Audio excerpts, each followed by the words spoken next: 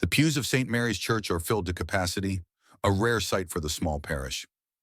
Word has spread far and wide. Today's Mass will be unlike any other. The air is thick with anticipation as Donald Trump strides confidently to the altar, his golden hair catching the light of the stained glass. "Ladies and gentlemen," he begins, his voice booming through the old church, "thank you for being here. I'm honored, truly honored, to stand here before you." Some said, "Donald, are you sure you want to do this?" And I said, "Of course. Who better to deliver God's message?" The congregation chuckles, though some shift uncomfortably. It's not every day that a former president leads a religious service. Trump adjusts his white and gold vestments and spreads his arms wide. "This is a beautiful church, one of the best. And today we're going to talk about something even bigger than politics, bigger than business, faith. Because faith, my friends, is the ultimate deal, the best deal ever made." Among the sea of faces is Emma, a 10-year-old girl sitting in the third pew with her grandmother. Emma doesn't laugh or clap like some of the others. She clutches a small, well-worn Bible to her chest, her wide eyes fixed on the man at the altar. As the Mass begins, Trump moves through the rituals with surprising ease. He recites the prayers with confidence, his tone commanding yet reverent. When it's time for the gospel reading, he steps forward, holding the Bible high. "Today's reading," he declares, "is from the book of Matthew, a great book, one of the best." He pauses, his eyes scanning the congregation. "It's about faith the size of a mustard seed. You know what that means? It means even the smallest belief can move mountains. And believe me, I know about moving mountains. I've done it. Figuratively, of course." Some laugh again, but Emma doesn't. She sits quietly, her small hands gripping her Bible. Her grandmother leans over and whispers, "He's different, isn't he?" Emma nods but doesn't answer.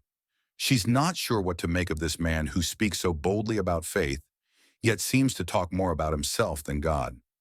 As Trump delivers his homily, his voice grows more passionate. "Faith is about trust, folks. Trust in God, trust in his plan, and trust me, his plan is always better than anything we could come up with on our own. Look at me.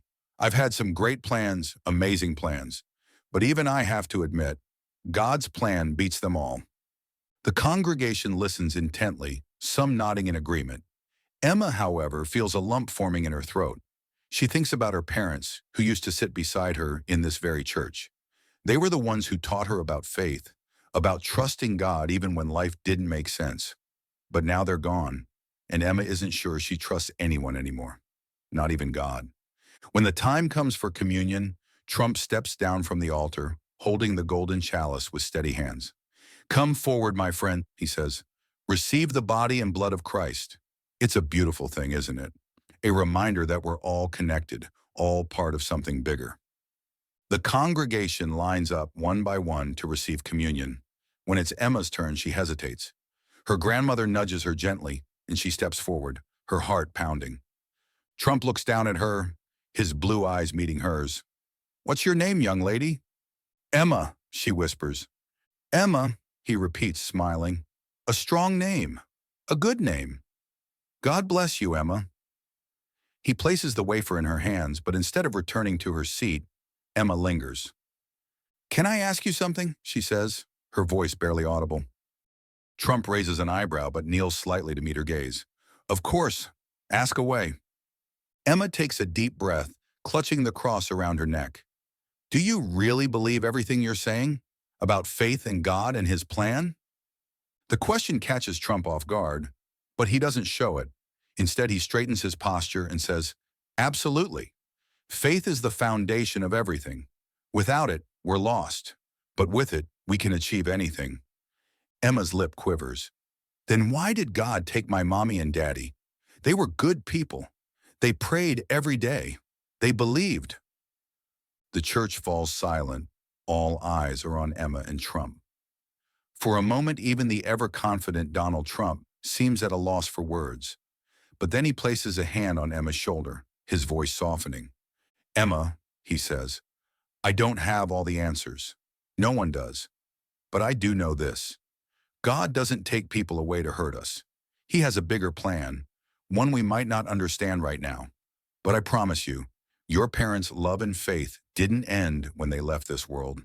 It's still with you, and so is God's love. Emma's tears spill over, but she doesn't look away. Do you really think so? I know so, Trump says firmly. And you know what? You're stronger than you realize. Your faith, even if it feels small, is more powerful than you know. He takes her hand, lifting it slightly so the congregation can see. This young lady, he announces, is a reminder to all of us about the power of faith. Even in the hardest times, it's what keeps us going. Let's all learn from her courage. The congregation erupts into applause, but Emma barely hears it. For the first time in a long time, she feels a flicker of hope. As the applause dies down, Emma returns to her seat beside her grandmother. She feels the weight of dozens of eyes on her, but her mind is too full to care. Trump continues the Mass, his voice steady as he leads the congregation through the remaining prayers and blessings. When the service concludes, the church erupts in a hum of chatter. People file out of the pews, some lingering to shake Trump's hand or snap a discreet photo. Emma stays seated, clutching her grandmother's hand. She doesn't know why, but something tells her she needs to stay. Trump steps down from the altar, greeting people with a firm handshake and a practiced smile. He seems larger than life, even in this holy place. But as he glances around the room, his eyes land on Emma, and his expression softens. He makes his way over, kneeling slightly to meet her at eye level. Emma, he says, his tone quieter now, you've been on my mind ever since you asked that question. I don't know everything you've been through, but I can see you're carrying a lot on those little shoulders. Emma looks down, twisting the cross around her neck. It's been hard, she admits. Sometimes I feel like I don't have anyone left. Her grandmother places a gentle hand on her back. She lost her parents in a car accident last year, she explains softly. They were her whole world. Trump's face grows serious, and for a moment, he's uncharacteristically quiet. Then he straightens up and nods. That's tough, really tough. But you're not alone, Emma. Not while I'm around. Emma blinks up at him. What do you mean? Trump turns to the small crowd of people still lingering in the church. Everyone, listen up, he calls, his voice regaining its commanding tone. This young lady here, she's been through more than most adults ever will, and she's still here, still strong. That's what faith is all about. The congregation murmurs in agreement, and Emma feels her cheeks flush. But faith isn't just about praying and hoping, Trump continues. It's about action. So here's what I'm going to do. Emma, I'm going to make sure you have everything you need. School, food, clothes, even a college fund. Whatever it takes to give you the future you deserve. The room falls silent, and Emma stares at him, wide-eyed. You'd really do that? Absolutely, Trump says without hesitation. Because helping people, that's what real faith is. It's what your parents would have wanted, and it's what I'm going to do. Tears stream down Emma's face, but this time they're not tears of sadness. Thank you, she whispers. Trump pats her on the shoulder, then turns to the congregation. Let this be a reminder to all of us. Faith is more than words. It's about stepping up, making a difference. And if a little girl like Emma can have faith after everything she's been through, then so can we. The crowd erupts into applause, some even cheering. Trump takes Emma's hand and raises it high, as if declaring victory. But for Emma, it doesn't feel like a show. For the first time in a long time, it feels like someone truly cares. As the applause fades, Trump kneels beside her again. You're going to do great things, Emma. I can see it. Emma smiles through her tears. I'll try. Trump grins. No trying, just doing. You've got this.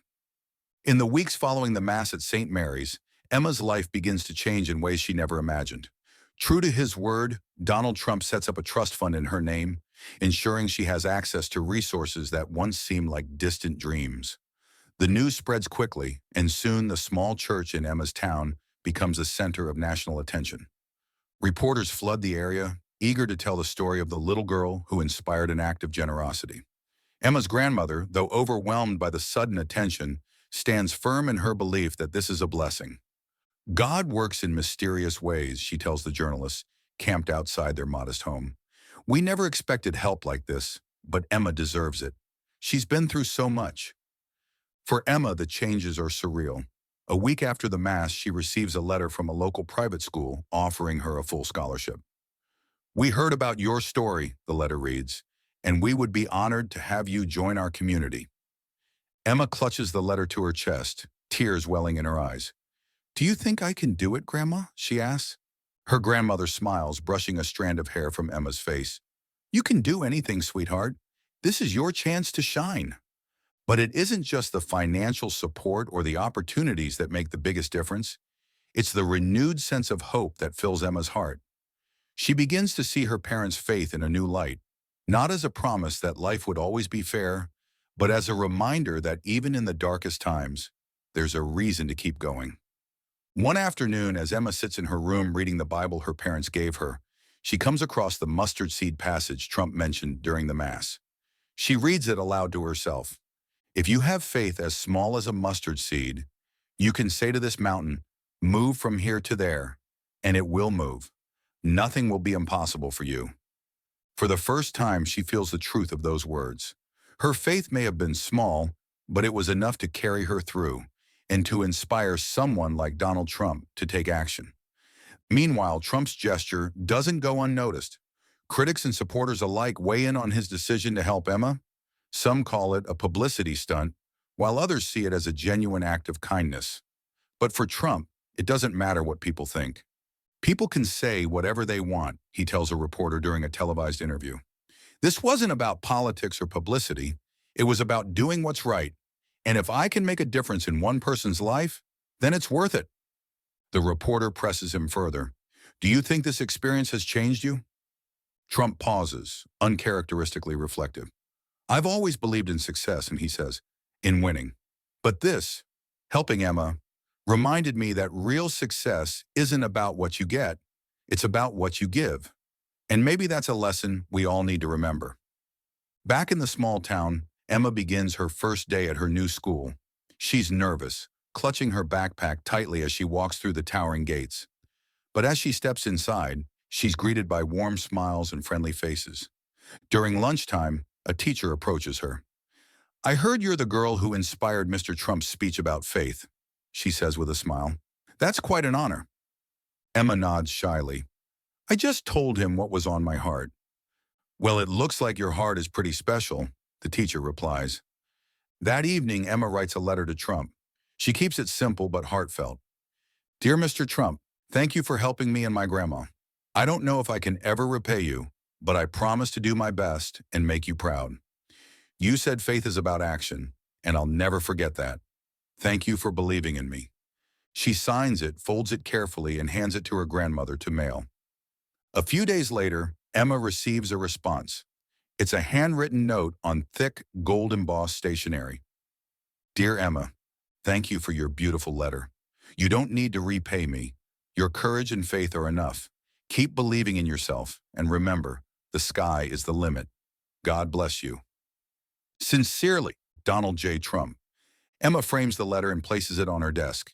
It becomes a daily reminder that even in the most unexpected ways, faith can move mountains. As the months pass, Emma excels in her studies and begins volunteering at St. Mary's Church, helping other children who are struggling. Her story inspires others to give back, creating a ripple effect of kindness and generosity.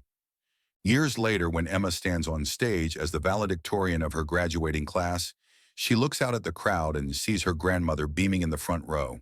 And just behind her, sitting quietly but unmistakably, is Donald Trump. As she delivers her speech, she recalls the moment that changed everything. The moment she asked a simple question about faith and received an answer that transformed her life. "Faith isn't just about what we believe," she says, her voice steady. "It's about what we do. And sometimes the smallest act of faith can lead to the biggest miracles." The crowd erupts into applause and Emma smiles, knowing that her parents would be proud.